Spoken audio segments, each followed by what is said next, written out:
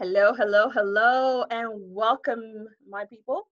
Good evening, good morning, good afternoon. You know that sound? Yes, it's the Wake. No, not the Wake and Passion Show. It is Shine Out Loud. Oh my God, I went way back with that because we're coming full circle because it's the end of a season as we enter a brand new decade for 2020. 2019 is almost done, and we couldn't wrap up the season without having an amazing guest on the show. Now, this woman is known as Author Stone, or some of you may know her as Angela Marshall. She is a motivational speaker, professional writer, columnist. She's a best-selling author, a creative consultant. She works with at-risk youth. She does so much. I could be here just doing the intro of her for 30 good minutes. But she's also an ex NFL player's wife. And you know there are people who will give their mama's liver to actually become an NFL wife, player's wife, or so on and so forth, thanks to all the reality TV show. And she's come out of that lifestyle and with purpose, with a driven purpose to tell a different story. And in fact, you know what? I'm going to let Author Stone, Angela Marshall, tell her own story. Hey, Angela, how you doing? Hi, how are you? I am so thrilled and elated to be on the Shine Out Loud. And let me tell you why there's correlation and there's just the meshing of it because for the past 2 years with my book, I have been signing, autographing books and just giving encouragement and words of inspiration to others by saying, shine bright, the world needs your light. So this is like confirmation. Yay. I am so ecstatic to be on your show. Thank you so much for having me. You know what? You are so welcome. Minus my fidgeting and everything else, you are so welcome because when we connected on LinkedIn, I was like, ooh, an NFL player's wife. I'm like, ooh, that must be glamorous and exciting. And then I looked and it's like, wait, this woman does so much more.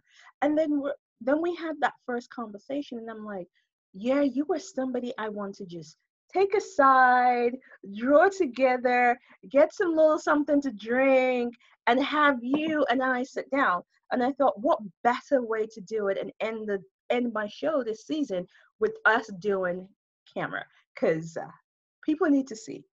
So let's jump in and get started. So what most people may not know about you that when you were in high school, you started off with a little one. You were pregnant in high school and you were determined to finish your education and you said, nope, I was going to go through it. How did you manage with being pregnant, going through high school, and why was this so important to you? I will say this, it was extremely difficult and challenging only because I was raising myself also. Now, Mm-hmm. even though I was living with my grandparents at that particular time, it still was very, very challenging. I mean, because I could not provide for myself, and here I have a little one, that I'm trying to provide for also. But with the help of my family and friends, I was able to, go through it, able to go over it, and, come out on top, which is really a great testimony, not just for myself, but so many before me and so many that will circle also, that same block, so to speak. So it was in my spirit at that particular time to not give up, to not quit, because also, I have these little eyes, this mind that I'm forming and that I'm shaping. And of course, Mm-hmm. if his mom gives up, if his dad gives up, then the cycle may have perpetuated. But Yes. I am glad to say that our son, and we also have a daughter as well, Auburn, and they are both very, very go-getters. They are not quitters at all because of, not just that, but definitely I think that seed was planted very, very early. And you know what? I have to admire that because yes, mistakes were made. It was early and all of those conversations, but you were determined. It was funny. I actually saw, I think it was an Instagram post of this woman, young girl. She's holding her baby. Apparently, she had just delivered her baby a few hours earlier, and she was busy holding baby in one hand in the hospital, and she was swassing up because she had an exam the next day. Mm-hmm. And I'm like, I don't know if I have the ability to do that. So I take my hat off to any woman who's like, you know what? I still have to go through this. Yes. So, so let's talk about, how did your life change for you and your family when your other half was drafted into the NFL? I will say this, it was like a story out of Cinderella, literally. And I know that sounds so cliche, but it's true. It's true. Like, I literally went from a 2-bedroom townhome with no vehicle to a vehicle, a condo, more money than I had ever dreamed of or knew was Wow. possible. Yeah, possible for me, based on my humble beginnings, Hmm. my modest beginnings. I would never have thought in a million years that that would be a part of my story. I Mm. will say that the NFL was, it was so remarkable. I'm sorry. It was so remarkable from the standpoint of the opportunities that it gave, the exposure that it gave, being able to meet people and connect with people that helped Arthur and myself, as well as our 2 children, along the way. It was a phenomenal experience. It also came with very, I guess, mirror moments for myself. Right. Even though I didn't see that then, I only started to see it many, many years after our divorce and all of that, the spiraling down and spiraling out. However, now when I look back over those years, it's like it was meant for me to go down that journey and experience those things so then I could help someone. One Right. of the things that I try to do as far as like with my motto, which is I'm, here to motivate, to celebrate, illuminate, but the most important is liberate, because Mm. you can motivate people, you can celebrate people, you can encourage and empower Yep. people, but if you're not liberated, it does not stick.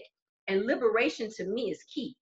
And Yeah. I feel that NFL lifestyle, that did it for me, having to go back over, mentally, different things that I just kind of was involved in, different issues, baggage, so to speak, mountains, hills, all of that. Right. It helped, yeah. It all helped frame who you see before you now. Awesome. Let's jump into this because I'm really curious. People, we look at all the reality TV shows and they show that lifestyle. But what were some of the things about the domestic life people don't really know when you're married to an NFL player? Well, first of all, which I'm pretty sure quite a few know, that there's travel involved, but Yep. it's extensive travel. So, with that travel and the practices, that means a lot of the times you're left, and this is just my disclaimer, these are my feelings. That's why the Yep. book is The Story and Life of an NFL Wife, not wives, before I get some more emails about, you don't speak for all wives. No, I don't. Me. I only speak for me. You wouldn't believe it, Lillian. You wouldn't believe it, sweetheart. But from my perspective, the NFL lifestyle at that particular time, it required him to be gone a lot, and I felt like a single mom.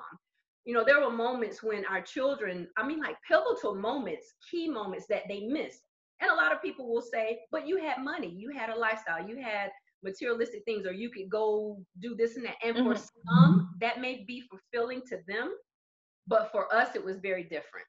Right. It was very different, and I guess I, well, I will just say, based on how I was raised, the morals and the values that were instilled in me, yes, you need money to operate in this world, to, purchase certain things and to live a decent and a comfortable lifestyle. But that's not an answer for To everything. everything. Definitely not an answer for, just the quality of time or the peace or the joy that you can get through fostering and building, bonding like a true relationship, husband and wife, and then also father and children. Because Yeah. my ex and our children are going through that right now. they're battling, you know, with that whole disconnect from him not being there. And our children are 29 and 31. So that just kind of gives you a little snippet of the impact when they're not there to really, really, you know, interact and just help the children along the way. So that's one of the key things, Right. is their time. They're gone, you know, like so much. And then the other thing is that you are not, for the most part, you're not seen. Mm-hmm. I'm sorry, you're not heard, you're only seen. Right. So from my standpoint, the children and I, we would be next to him. So like they knew he was married, knew that he had children, but whether or not we could speak, whether or not we could think, we could communicate, nobody really knew, because everything was geared towards him. And then even when people would talk to us, you know, my children and I, it would be, oh, that must be so cool, your dad is this, or that must be so, you know, awesome, your husband is this or that. It was Never about. never to figure out, how are you today, Lily? And it was like, how is your husband? You know, how is that lifestyle? How is that, you know, gala, that event that you went to? Oh my God, it must be, you know, amazing. And no one really knew that at the time that I was really suffering and battling through depression. And I'm so glad you touched on that, because you mentioned in the book about everything you went through, from the depression, from the suicidal moments. You talked about that you had everything you could need financially taken care of, but yet you felt like you had nothing on the inside. So please share a bit more, because you pointed at it where people saw you, saw the kids, but you were just a conduit for your husband, and it was, any question was directed, it was never about you, it was about him. So it almost became like you were not there. So how did you deal with that? What came up, and what kind of led to the spirals? Well, I will say, when you don't define who you are and you're not true to yourself, really, it wasn't necessarily about the NFL or about him or about the overshadowing. I needed to truly be confidently who I was, who I wanted to be, who I was created to be at that particular point, in order for me to live my best life during that time. And Right. I just did not. But again, you know, I think it all had a lot to do with my childhood, the disconnect, feeling abandoned and rejected by my own biological mom, biological dad, how I was raised. And then it just kind of carried over. And then I had children young. And like I said, I never really got an opportunity to grow up and experience certain things myself. Right. So then, you know, you thrust me into this lifestyle, and again, no complaints now. You know, don't nobody write me and be like, oh, you had it great. Like, don't you know people have it worse than you? Yes, I do. I absolutely know that. And I'm thankful for that experience. This is Right. not, you know, I don't do interviews and I don't tell my story and my journey for pity or for shame or, you know, to try to bash anybody. This is just, it's liberation for me. Right. It's liberation. But it just, the entire time I felt like an invisible woman. And I can only use the analogy that now that I'm telling my story, I'm sharing my story, I'm walking in my own, you know, shoes, my own path, and then I know the light that's actually in me. I'm Right. now invincible. And so I prepare better. I handle situations and issues better. Like, I'm actually, for the first time in my life, I'm enjoying life. I'm enjoying every second, every minute, Right. every moment. And it makes a difference. You know, and it's not that I couldn't enjoy it then with the NFL lifestyle, because there were moments, yeah, people can bring up pictures and say, oh my God, you look so happy on that picture. She's lying, or she's distorting the truth, or, you know, and it's been done. It's been done. And I'm like, let me say this, I was the magician of masks and layers. Right. But aren't we all, to a certain extent, you Of know? course. So it's like someone will say, hey, you know, how are you doing today? And inside, usually I'm going through something. I'm fine. I'm okay. You know, so it was kind of like a carryover, I guess, of that. But, you know, it got better with time. And I was determined. Again, everything has been really, you know, for my children. Right. Definitely for my children. I was living for them and living through them and living, you know, just to make a better day for them. Right. You know, you're touching on something that's actually very important, where people go, Now, I don't know if you read the whole thing with Meghan Markle. Yes. Yeah. So, Duchess of Sussex, and she came out talking about what she's been going through with her depression after having her son, with the, basically being vilified by the British press. And there was a lot of people that turned around and go, well, you have money, you've married into the royal family, so we can't feel sorry for you. And I'm like, where does the fact that you have money preclude you from being human or Right. having trauma, having tragedy, so there is this idea that money is supposed to shield you from the worst in life. And therefore, if you have money, you have no problem. And I think we need to separate that, because being financially stable and having other things happen to you is not mutually exclusive. Absolutely. I agree 1000% because you are just financially sound and stable. It does not mean you are emotionally, mentally, physically, even culturally, even socially stable. Those are all areas that you have to actively work at. Now, Exactly. with that being said, that's why I say in the book, we had every other problem excluding money. Money Right. just was not a factor because my ex-husband at the time, Arthur Marshall, he was following his dream and his passion, and he was paid very well for executing that dream and that passion very well. However, that did not, absolutely did not exclude us from, marital problems, children problems, school, family, whatever else you want to say that was, that was on our docket that we had to take care of. And I get it. I think sometimes people think that money is like this cure for everything. Just throw some money at it, or, be happy It's a that, panacea. You got money, so you're good. right. Or Oh, you're not living on the street, or, you're not living paycheck to paycheck. However, mentally, I felt like I was living check to check, minute by minute. I just didn't really know how to channel, I guess, or process a lot of things to just really help me to live my best life. And right. that's the difference. And it takes some time. It takes time. It does. And so, I appreciate that. And, we have this then again, this whole looking in kind of scenario where we're looking at it. Oh my God, the looks, you look perfect all the time. You're being captured for magazines, the dresses, the clothes, the body. And right there, you watch all this housewives of here, housewives of there, some of these women are not even married, but they're housewives of something. You're like, I don't know anymore. I try not to watch because I value my brain at this point. I can't do those shows. Right, Uh, right. so my thing is, when you look at it, where you're looking at all those shows and where they put wives of players and things like that on these shows as well, there's this expectation that you have to have the weave down the back, you have to have the makeup 24/7, you have to look a certain way. And it looks glamorous. It feels like it's a glamorous existence, but that's what we see from the outside. What was it like from the inside, having to go through that lifestyle at such a young age? You're coming in and you're just thrust upon this. What was that like for you? On the inside, I was dead.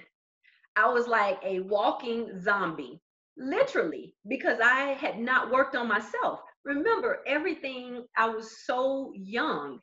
So I think when you have young people that know who they are and they've defined who they are, and they have like that circle where they're brought up from little and they're taught the proper way, like mentally and emotionally and inner, like being spiritually strong. Hey, my hat is off to them. I did not get that Mm, type of upbringing. And it's not a bash against my grandparents. I mean, I believe people do the best that they can with what they have. yes. That's all they knew. So that's all I knew.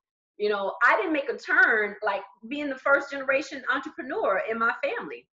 Everybody has had corporate jobs. Everybody has had, different paths that they've walked from time to time. I am literally the first generation entrepreneur. Right. But I took a chance. Like, there were people that I surrounded myself with. I had no clue that I could do what I'm doing and get paid to speak, to tell my story, to write books, to help people, through my creative consultant side, I had no idea. You know, I just knew that my uncles and aunts and cousins and whomever else, they, you know, were either corporate or they worked in very, very good plants. And that was probably the path that I was gonna go down to.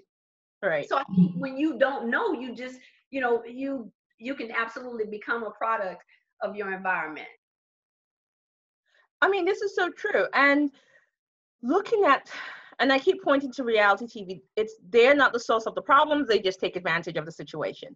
But Correct. when you look at reality TV pushing a certain narrative right now, do you think there is a danger where young girls are now seeing themselves more of a commodity to be exchanged for this lifestyle? Absolutely. And yes. how can we stem the Absolutely. flow? Oh, yes, absolutely. Without a shadow of a doubt. Again, though, I believe that it all comes back to your circle, your link, what's instilled in you. Because when you grow up a certain way, or when you grow up and that, you know, I guess extra and extravagant and those type values are instilled in you, 9 times out of 10, that's what you're gonna think is, you know, that's the right way for you. But the what people need to understand about reality TV shows is that a lot of it is scripted.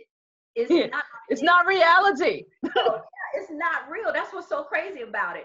Now you can tell the real moments because you can look, and there are some like real, you know, surprise moments from time to time. Mm-hmm. But no, reality, you know, reality shows, and again, my disclaimer, it is just not for me.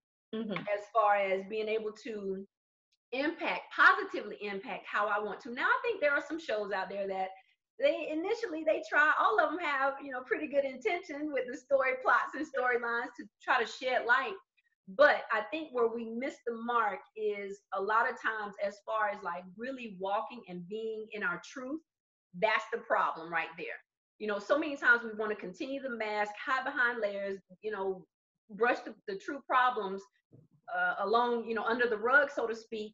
And so our girls, our boys, our males, our females, they don't understand what it's like when you get into the real world, or, you know, they don't understand how to process if someone is talking about them in a way. I mean, I have people talking about me a lot, but, you know, just the way that I was brought up, it just, their words are not greater than my words or my thoughts. Right.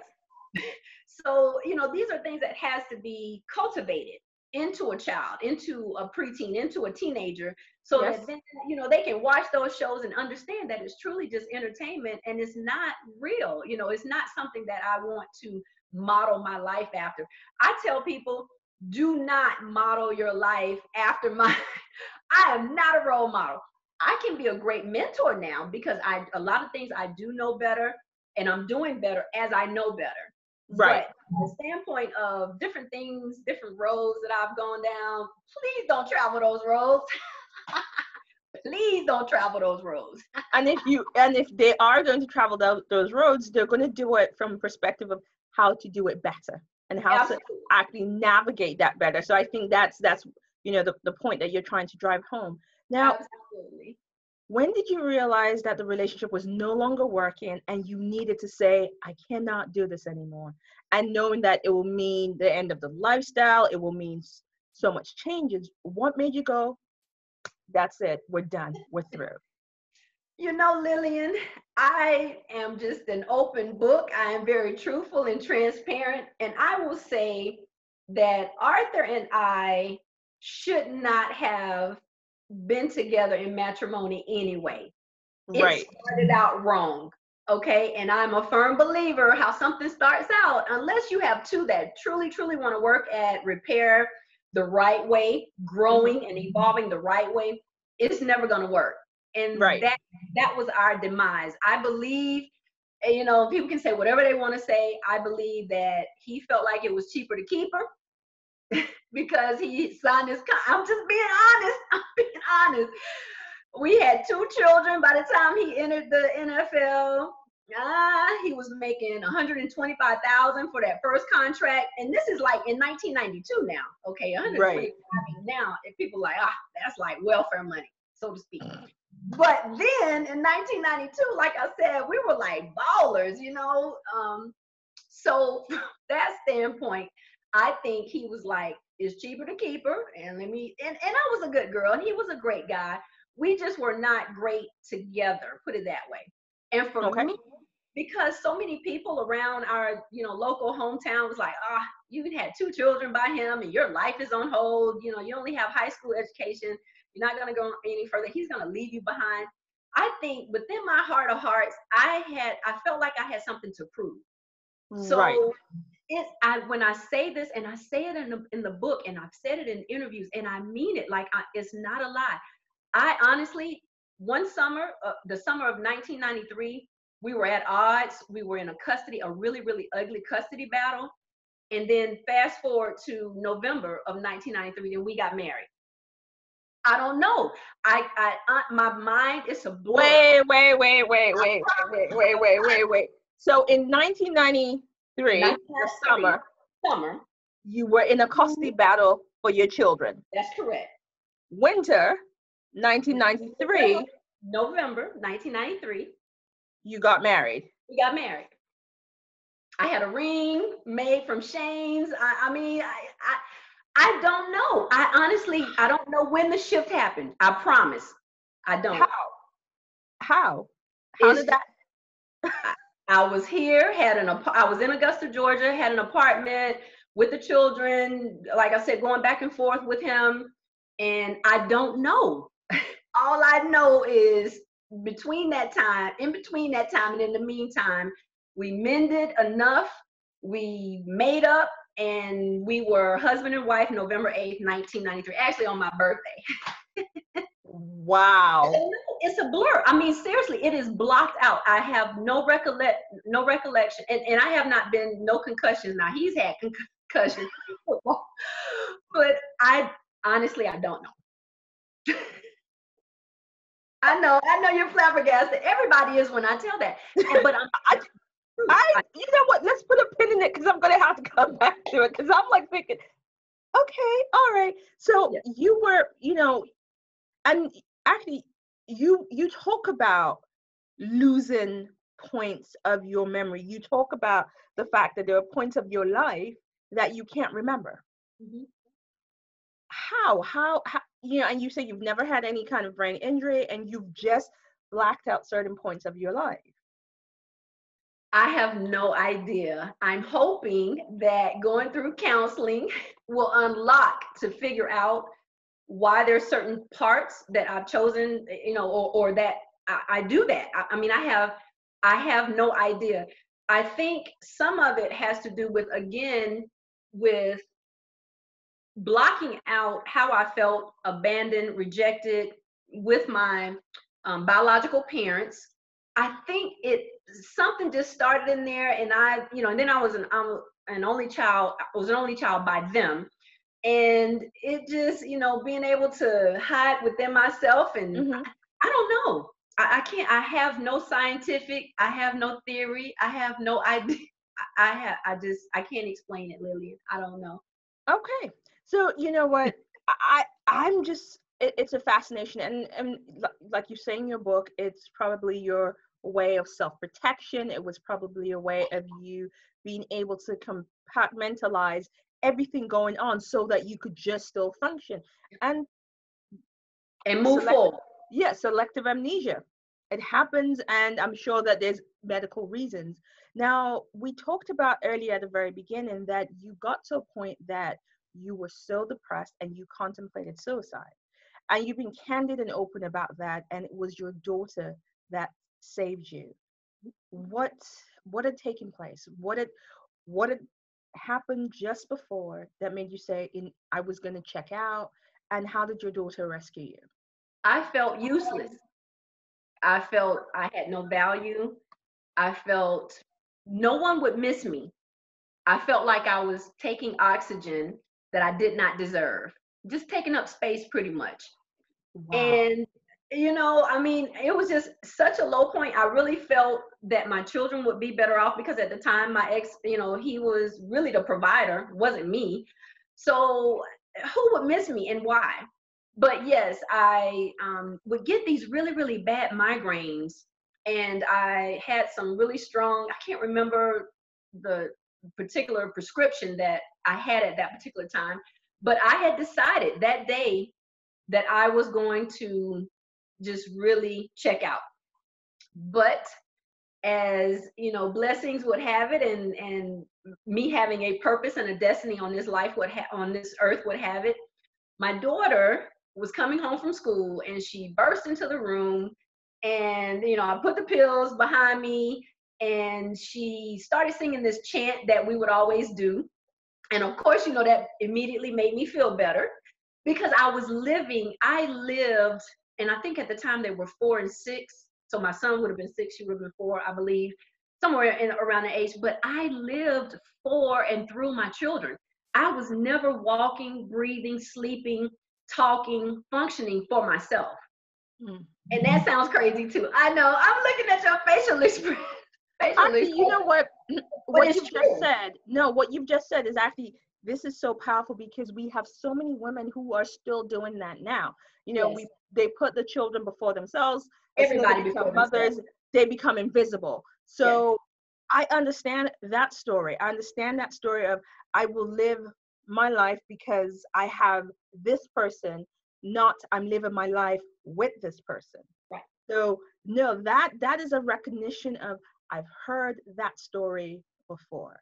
And that's why one of my topics when I do speeches for different events and organizations, one of my topics is live vicariously through yourself. I am an advocate. I am adamant, and I am just very, very determined to drive that message home, because it makes us feel empty and void when you're living through the eyes, or you're living for someone else, where there's magazine, societal pressure, your husband, your children. Now, I'm not saying that, you don't make sacrifices or commitment or being dedicated or loyal to those individuals. Absolutely 100%. But without me loving, respecting, really being dedicated to myself, I can't fully be dedicated to them. Exactly. I was talking to my mentees the other night, and I want to share something, because I think in the whole scope of everything, and this was given to me for them, but I want to share it on your show. The word universe, one, verse. Think about verse. Verse is something that is completely made up, is unique, and is authentic. Yeah. But the chorus isn't. The chorus is repeated, and it's something that's spread abroad, like is everybody gets to sing it or say it. But that verse, you get to make up your own verse, your own song, your own story. So why live, then that would be what, a multiverse? I'm just making words up. Why live like that? I mean, it's such an unfulfilling and just a Debbie Downer way to live. So now I'm really, really a pusher of that, because of those reasons, because I know what it's like to just feel so invisible. I mean, when I'm walking around the track, in the store, going into Starbucks, wherever, the children, my grandson's school or whatever, hey, pretty girl, hey, handsome guy, hey, sir, how are you? I'm always making sure that I'm smiling, or that I give somebody a touch, because I know what it's like to feel like people don't see you and don't care. And now I'm not saying being a attention, grabber, or like, okay, well, that's somebody who just needs validation. No, sometimes you just never know what a person is going through. And the fact that you touch them on the shoulder, or that you give them a smile, or a little that you wave, actually see them, I see you. Absolutely. It's so important. It's so important. And I think that, I'm not a parent. However, there is a thing about this idea, to be a parent, you must sacrifice. And you have a lot of women who have sacrificed and done that sacrificial parenting, and it's done out of obligation and then resentment and all of that. So I think there needs to be another way to look at it. There has to be another way where you are full yourself, you're still nurturing you, which will allow you to nurture those tiny people that you've brought into the world in a whole different way. So parents, please do not, I repeat, do not come after me All I'm saying is there has to be another way, because Well, living. that way is self-love. You have to give yourself self-love, because you can't pour from an empty cup. You cannot. It's impossible. It does not happen that way. And then you're right. We're beat down. We're broken down. We're physically, on the ledge, and mentally on the ledge. And these same little people that you're just, trying to give your last nothing to, really, because it's really not beneficial for them, and it's not beneficial for you, because they will become the greatest influence and impact that they're around in their life. And if that's you, if you're the one that's rearing, and you're disciplining, and you're instilling certain morals and values, they're going to do the same thing. They're going to go out, and they're just going to expend all of their energy. I have this saying now. So many people know that I have this light, and I can honestly say that we pretty much know we're good people or not. I'm not boasting. I know I'm a good person, and I know that my light shines bright. Yeah. A lot of people want to plug into me, a lot. But now, guess what? I have a disconnect period. And I didn't have that before. I would just, okay, well, let me take this call. Let me do this. Let me do that. Let me, do this for this one. Yeah. I mean, I was really, really running myself down and running myself raggedy, and I had nothing. I mean, like, literally living for and living through everybody else.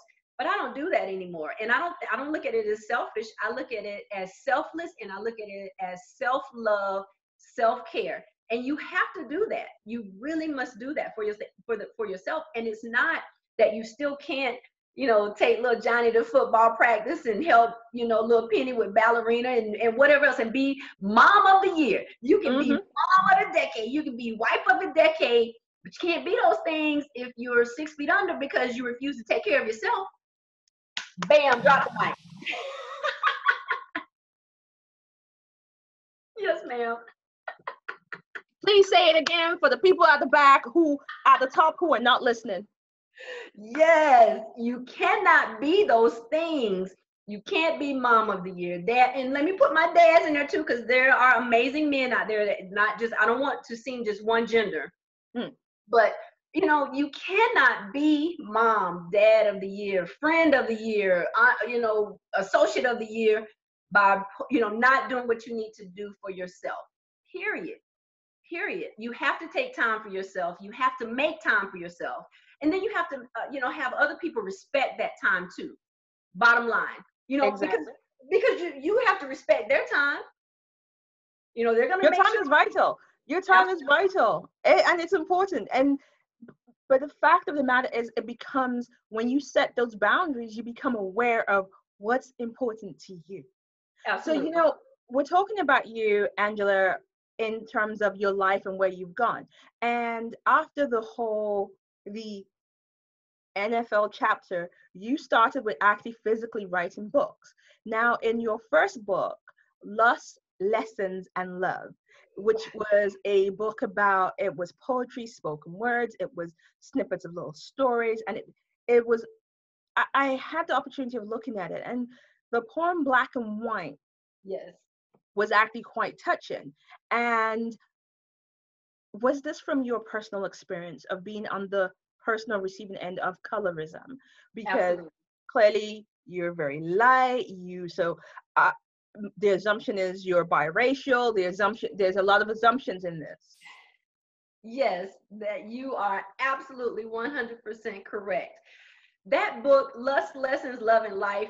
So, of course, I have the autobiography, but if people purchase or they buy or they have, that insight to me for Lust, Lessons, Love, and Life, you know how I think, you know what I think, you know how I was, you know what I valued. So Black and White, yes, it was a point in my life where I was really, I guess, saddened by the disconnect from women, I guess, stereotyping me just because of my color, because of the texture of my hair, because of my eye color.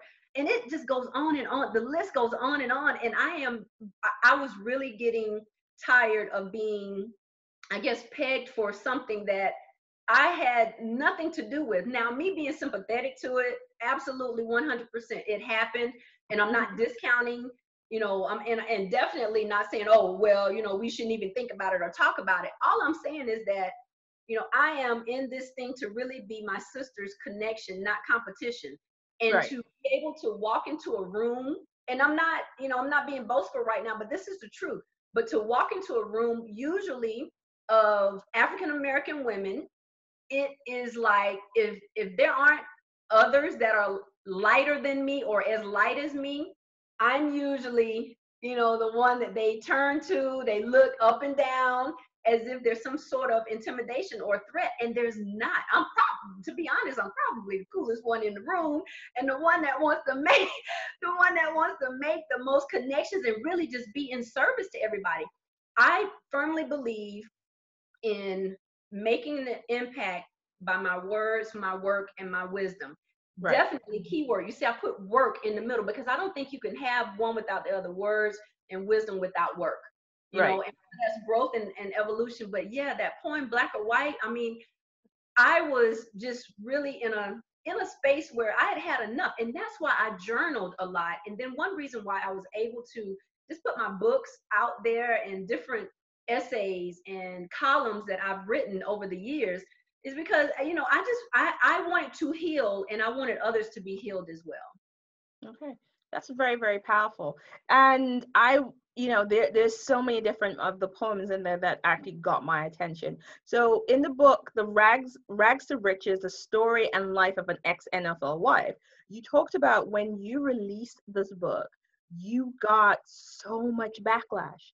What was that about? Well, I have been labeled a gold digger, GOLD, not GOAL, which I am that one.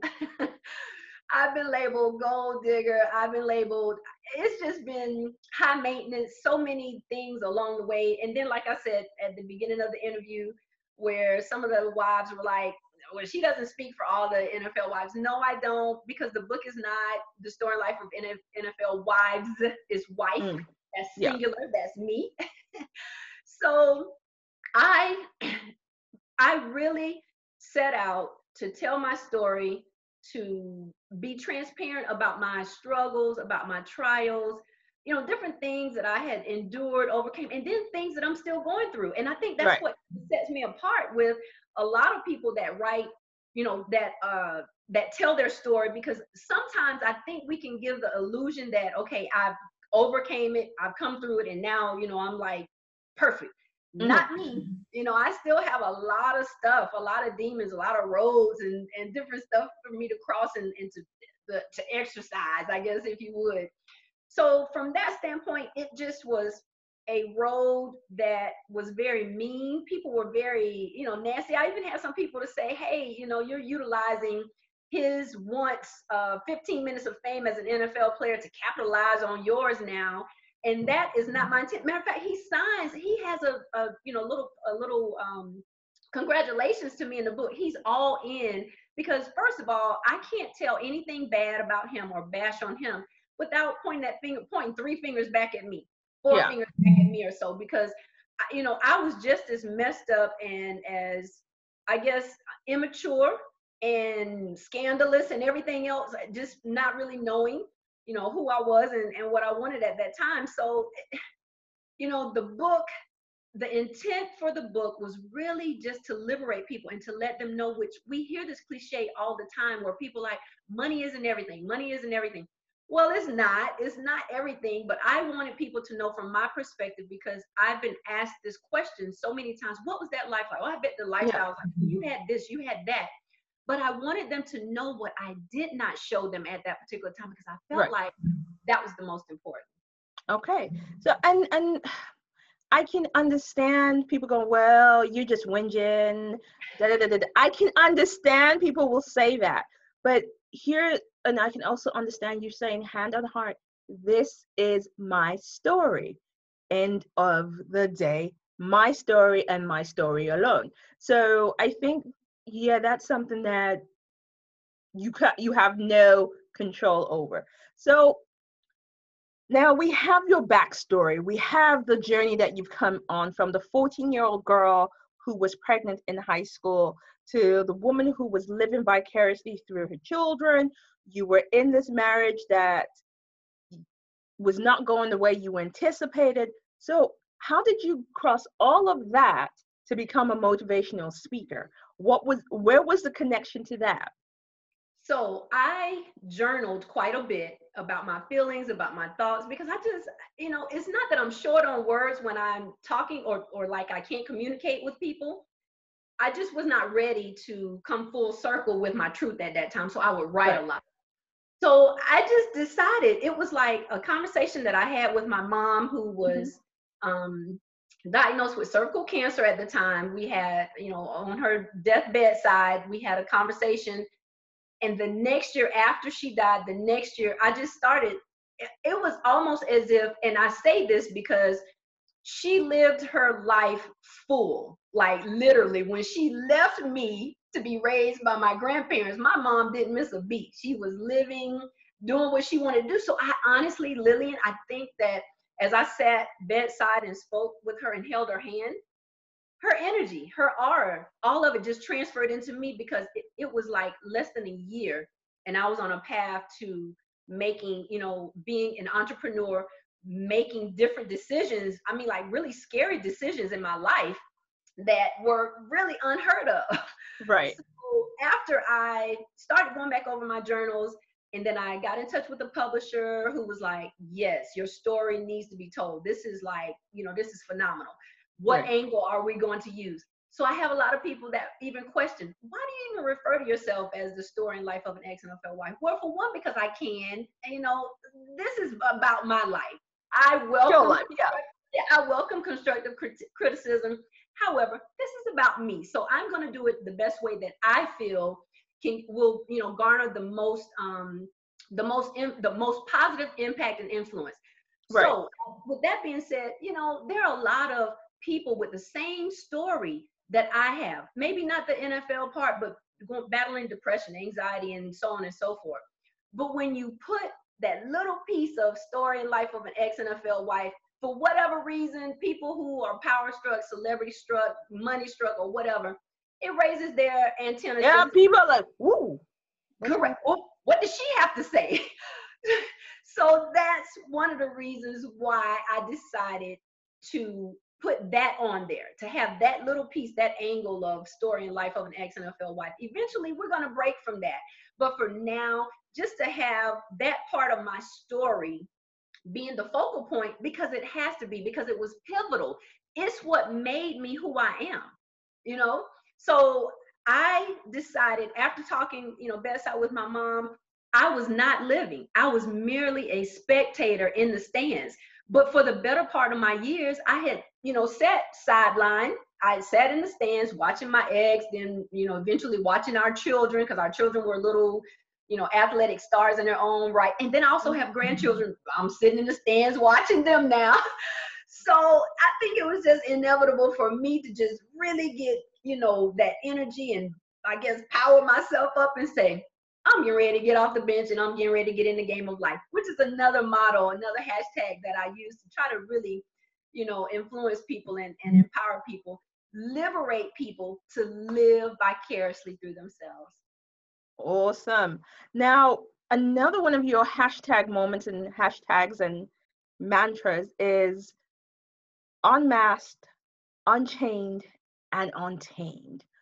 What does this mean to you, to be unmasked, unchained, and untamed? It means that I chart my own path now. I do my own styles, my own trends. I do what Angela feels is necessary for her to live her best and her blessed life. Granted, there are certain things that still, I'll look in a magazine or a TV or other things that may be going on around me, and I'll say, oh, I do like that. But I Mhm. still take it and I make it my own now, as opposed to just this year is black, next year is purple, the following year, kind of like in The Wiz. Remember, The Wiz said it's green. Exactly. The Wiz said it's red. I don't do that anymore. That's what being unmasked, unchained, and definitely untamed. I refuse to conform to societal pressures. It doesn't matter what they say to me, because again, I'm so pumped up and I'm so embedded with my words and my thoughts being greater than anybody else's, there is nothing that they can say. And even when I have people that, have known me from my past, and they'll say certain things or negative things, or they'll try to, really dig deep. You know how people do. They try to get your past to get a reaction out of you or make you less than. No, not me. they barking up the wrong tree, buddy. Because why? Because this tree has sprouted and I have so much fruit. Remember, they say you can tell a person by their fruit, right?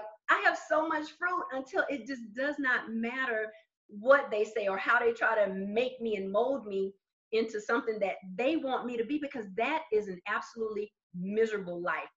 Been there, done that. T-shirt, shot glass, airplane ticket, train ticket. You got the whole shebang. You got everything. We good. We good. So right now, I am just really, I try to exhort people. I say, when you define yourself to who you are, when you define yourself to who you are now, no one and nothing can confine you to who you were then. So it doesn't matter if you were intimidated, or you were, not your best, if you were negative, if you were whatever the case may be, and you decided today, which everything is a choice and it's a decision. I'm going to be the best that I absolutely aspire to be for me, and do it.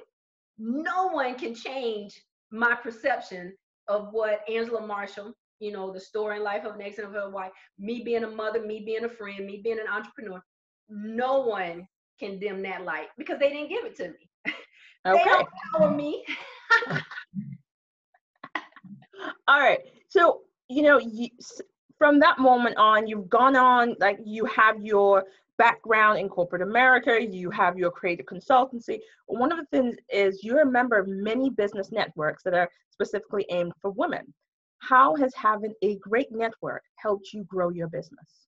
It's been phenomenal. I have people, whether it's total strangers or even side by side, my investors and my business partners right here in the Augusta area, having that accountability. And then just having those links. That's another one of my sayings. I don't know if you've been privy to that. When I tell people, you have to check your circle, check your connections, make sure you have links, not kinks. So my links are phenomenal. I mean, I cannot talk enough about them. And I join different networking, different connection groups for that matter. Now, not everybody I'm finding in the group actually wants to connect. And that's okay, because, usually 2 out of every 5 will, try to be in service to you in some way. And then that trickles down to me too, because as I'm helped, as someone is reaching back and helping me up the ladder, then I'm reaching back and I'm helping someone else up the ladder also. So it's all about growing my business. And that's one of the things that I love about a really mature and a really, I guess, a motivated mindset, liberated mindset, because whenever there's opportunity for me to just really, really be surrounded or just be in a place where I'm speaking or not, it doesn't matter. I am going to, be in service just to have that energy, connected to me. So that's why networking and connecting is so important. It is powerful. Now, like I said, you have like this 20-year background in corporate America. You have the business. Now, we're talking about, you've just spoken about the power of mentoring from the circles that you belong in, but having people reach back and literally help you up. And do you think that there is still that lack of mentorship and guidance that is tripping up women of color on their journey to leadership, rather than the glass ceiling conversations? Because they always say, oh, it's a glass ceiling. And for some of us, we're like, we don't see the ceiling. We don't even see the first rung of the ladder. So if there's a ceiling, we don't know about it. Right. And I think mostly because, so many people forget that in order for you to be successful and to be a leader, you got to be in service. You take that piece out, the being in service piece out, it just kills everything. So, excuse me. So there are a lot of people that don't believe in that pattern or they don't believe in that format, forget them. Go around them, go over, go under, go through them. And, you know, find the ones that believe how you want to believe and are willing to help, wanting you to succeed just as much as, you know, they want to succeed. One of the things that I do when I reach out to people, I always say, how can we connect and align our visions and our mission so that we can be our best selves, whatever that is. Even if you can't do anything for me, I'm sure I can do something for you. And what's it gonna hurt?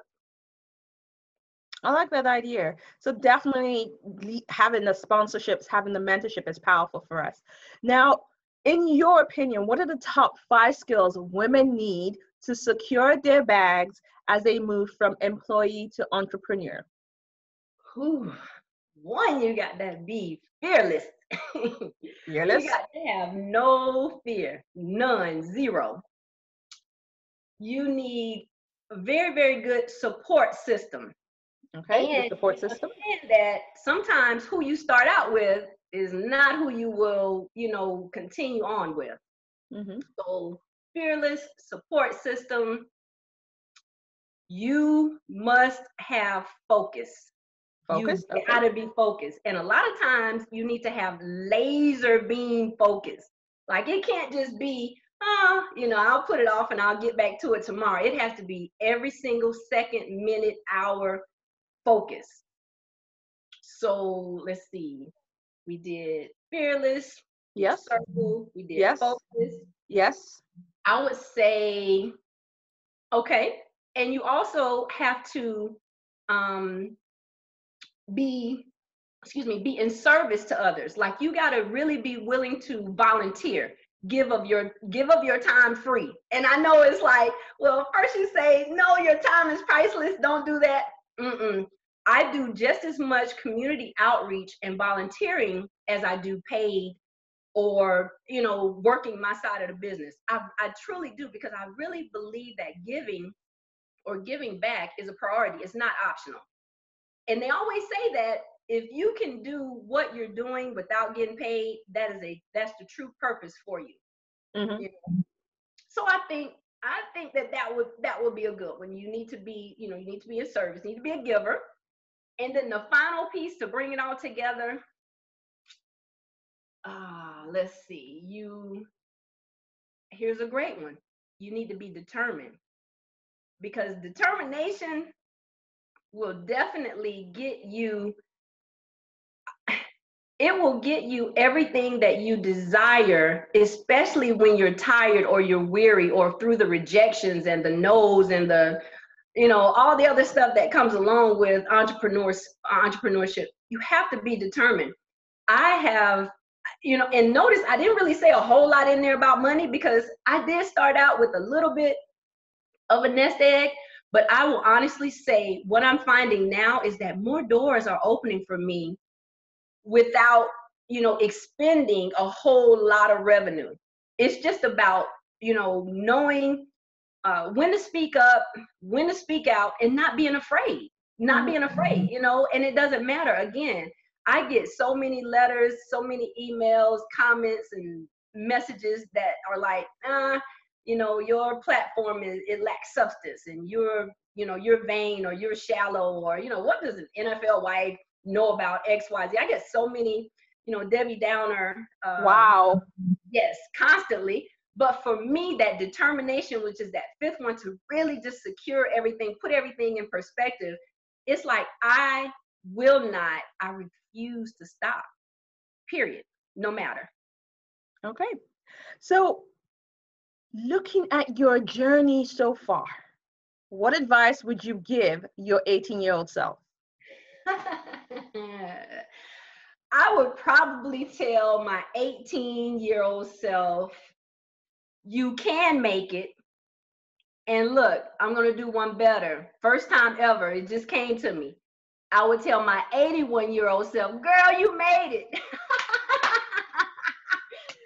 So 18-year-old self, you can make it, you will make it. And 81-year-old self, I'm just going ahead because I'm fabulous 48. Girl, you made it. I like that. So, Angela, I've loved having you, for us to have this discussion. And we've reached that point where we do our so loud moment of the week, where we talk about, where we get to celebrate either a person, a thing, it could even be ourselves, that you say, this is my so loud moment. This is the moment I choose to celebrate. And I say it's for the week, but it could be for the month, the year, it could be anything, where you get to celebrate the court, something that really sparks your light and you want to shine that light on. So what is your so loud moment? My so loud moment is my grandchildren. Like, I cannot express enough how they are growing into these little people that are nothing like I was. They are confident, they are sure-footed, they are set in who they are, knowing what they believe. I mean, it's just totally different. Like, when I watch them, I get fed, I get filled, and I get fueled to persevere, to keep on. Right. One in particular now, I love all of my grandchildren. I actually do have a favorite, but I love all of my grandchildren. I love all of my grandchildren, but one in particular, and he's 9. He is like, I mean, when I talk about Dion, he is the one that he, dispels bullies, and he's just such a phenomenal kid that is unafraid. He is unmasked, unchained, and untamed. And I love it. It just makes me want to do better, makes me want to be better. And one of the things that they say is, when you have the innocence and you have the I guess tenacity of a child, you'll go farther, because there's like no fear. Yeah. Truly, there's no fear. So, my shine out loud moment would just be my grandchildren, my grandboys. I get so much from them that really help me in my day-to-day walk, and helps me to understand my why, my what, my who, my when, and my where. I love those kids. Oh, grandma's love is always so sweet. It's so strange. I watch my nephews with their grandparents, and I look at my parents and go, that's not the same person. I love your face. That's all I do, is I just look at them like that. Oh, okay. Your grandchildren gets those, huh? Okay. Oh my God, you sound just like my children right now. They say the same thing, because my grandchildren call me Nunu, and they're like, that's not how Nunu was when we were little. And that's absolutely correct. But yeah, shout out loud, it goes to my grandchildren. God, watching them, whether they're doing football, basketball, ballet, and then in school, their curriculum, just how excited they are about math, science, so just STEM programs, different things that they do, and how they just, run it off. Guess what I learned in school today? I was not like that. Wow. All right. So this is a celebration. Your so loud moment is aimed at your beautiful grandchildren, and we won't tell any of them that you have a favorite. So right. Love it. So what are you currently reading, or what was the last book you read? The last book I read was Faster, Smarter, Better. Ooh. And that's by Charles Duhigg. I highly recommend it, because what it teaches is motivation, goal setting, how to stay focused, and how to really cultivate creative thinking so that you can be better. You'd be more proficient, more efficient, all of that. And it was a phenomenal book. Matter of fact, I'm reading it twice. Wow. Okay. Yeah, it was really cool. So that's Faster, Smarter, Faster, Better. Smarter, Faster, Better. I think I will add that to my list on my Audible so I can get it. Yes, Charles Duhigg. Very, very, it's a phenomenal book. So I'm reading that. And then, of course, every now and then I do light reading. I have other friends that are authors, and they have amazing indie authors. They have amazing books. And from time to time, I circulate on my different social media outlets to promote them as well. So, but that is the book that is kind of like, helping me to be my smarter, faster, better self. We like it. So what are the top 2 in your opinion, with all the work that you're doing, what are the top 2 tips women need to do to become more resilient? What do we have to do to actually hone our resilience skills? One, I would say definitely pay attention to yourself, to the different things that you love, the different things that you want to indulge in, or you want to, you want as a part of your life. Pay close attention to those things and then give attention to those things. Don't be afraid, in any reserve. And like, you can still be a mother and be a phenomenal entrepreneur, or be a phenomenal writer, podcast show host, whatever, pastor, leader, educator. You can still do those things. So I would say really, hone in on that which makes you, whatever makes you happy, and do it. Don't be afraid. Do it. Like today, do it. And then number 2, let's see. Okay. I think that from the standpoint of being an entrepreneur, now that is, I would say whenever your mind tells you something and it connects with your heart, believe it. 100% believe it. So if it's telling you it's a good deal, it's a good deal. If it's telling you, move past it, you've given enough time and attention to it, enough focus to it, move past it, move through it, move over it. So those would be the 2 things, 2 advice pieces that I would give. Okay, so wants to be an entrepreneurship. All right, so to be more resilient, we need to cultivate other things that keep us full and nurtured, and then also listen to your intuition. If something feels right, go ahead and do it. If it doesn't feel, don't do it. Absolutely. Okay, all right. And what drives you creatively? Creativity, let's see. It's so many different things, from meditation to different books that motivational, inspirational, documentary books, videos that I'm watching, and I'm definitely feeding into my brain at this time. And then I guess the most the piece that puts it all together, creativity wise, would be, I am just a bag of mess.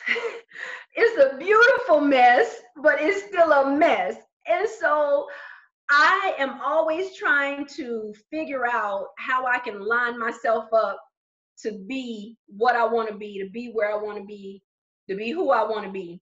And so from that, it's just like, it's kind of like a challenge or a competition to myself now, because I was dormant for so long and I was inside myself for so long.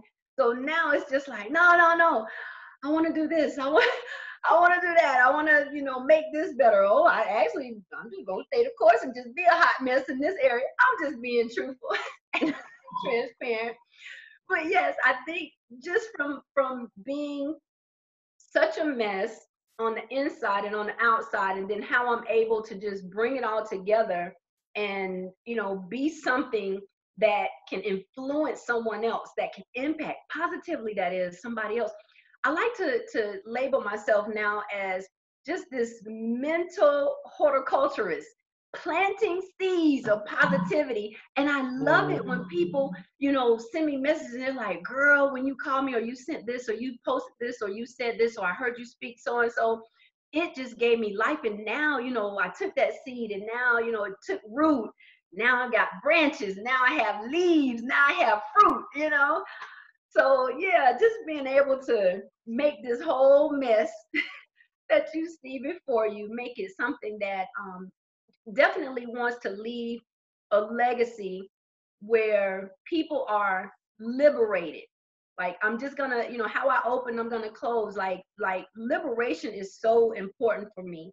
And I want people to actually feel, feel their life, not just live it in, a intimidated way, but to feel every single moment and every single minute, because there's like nothing there's I would not trade my space and my place for anything, even with all of my woes and worries and different concerns. I will say it's still is great. Yeah, it's great. Awesome. So Angela, what's next for you, and how can people connect with you? Okay, so I also have a couple of programs that I am pushing out. One is the LEAD program, which is my youth program. So that's Listen, Education, Ambition, and Determination. That's for Okay. ages 6 to 17. I talk to them about, what it takes to be a great leader. We also do anti-bullying initiatives, which is awesome because, in this world of cyberbullying and Mm-hmm. bullying, Yes. that's a term for it, is needed. And since I was bullied younger, at a younger age. And then also, I'll admit, I turned into a little bully too. I can give them a lot of insight and, help them over that hump. So being able to really have that as a give back for me is instrumental. So I'm going to be developing more programs like that on down the road. And I've talked about this before. I would love to have just a nonprofit community literacy center where Mm-hmm. people can go in and they can read books. They can, get any type of help that they need, literacy, because we all know that that's the foundation. That's like the core Yep. for learning. You have to be able to comprehend and to read and, articulate and communicate. So I want that to be, just like a stretch goal for me. I intend for 2020, I've already put it out there on different speaking circuits, to just make my journey, make the present so felt, meaning so many people are just not going to be motivated, be empowered, and be encouraged, but they are going to actually be freed. And the biggest person they need to be freed from? Themselves. Yep. Because it starts there. It really does. And I know how to do that because I'm doing it now. And it's successful for me, just being able to just live a life of, of peace, of joy, of happiness, of love and light. So that's my goal. I am working on my 4th book. I'm proud to say. So that's in the works. Yes, that's in the works also. And it's going to be a phenomenal book, if I might add. It's going to be one of motivational, inspirational quotes and sayings that are all original. And, I know it's going to be just what people need to help them to the next phase in their life. My website, in other words, bystone.com, is one way you can get in touch with me. I'm on every social media platform outlet known to man, either Angela Marshall or The Story and Life of an Ex-NFL Wife, or you can Google, for all of those Googlers out there. You can Google Angela Marshall, Augusta, Georgia, or just Angela Marshall, and it will, it will pull up every link, even something I don't necessarily want you to see. But hey, it's a part of my Google tells tales. That's all, but it's a part of my story, and it's a part of my journey, and it's one, again, it's funny when interviewers say, is there any questions you don't want me to ask? And I'm like, nope. You can ask whatever you want to, just be ready for the answer, because I tend to tell the truth, the whole truth, and nothing but the truth. So, because I find that when I tell my truth, other people's lies don't matter. Yeah. Yeah. Okay. So you've heard it here, folks. Angela has shared her powerful story with us, from her beginnings to the chapter of the NFL, to actually finding her place in the world and actually starting to share that and actually using her platform to influence and change the life of others so that they can be untamed, unmasked, and unchained. And she's doing that with her story, her message, to make sure that others are stepping up and living that life that they desire. So, Angela, I cannot thank you enough for being on the show with us tonight. It has been really, really, really, really fun. And I couldn't find a more befitting way to end the season for the Shine Out Loud show. So thank you. Save the best for last. Save the best for last. No, I'm only joking, because I've seen your podcast show and I've seen your guests, and they are all phenomenal. I am honored. When I say this, I mean, truly, I'm honored and elated to just, be able to sit across from you and have this conversation that's going to help others, as well as helping ourselves. I learn from you, you learn from me, and then the Exactly. audience, the listeners, they learn from us, which is all win-win. So thank you for having me. And I look forward, not just for this interview, but I look forward for our connections and just things that we're going to do with, different programs and platforms and whatnot. Because that's, oh yeah, 2020, here we come. 2020, here we come. So, so Angela, it's been a blast. I am so looking forward to what's next and the more to your story. So once again, I'm saying from the bottom of my heart, thank you for being on and looking forward for 2020. Oh yeah. Oh yeah. So folks, you know what to do. You know where to find us. Drop us a DM on Insta on our Shine Out Loud show, Instagram page, our Twitter page. You know where to find us. If you want to reach out to be on the show for next season, we'll love to hear from you. If you say, hey, I know someone great who you should interview, let us know. We'll love to get in touch with them. So as for me, Lillian and Bogo, it's good night, good afternoon, good morning, wherever in the world you are. And thank you for being part of the show. Goodbye.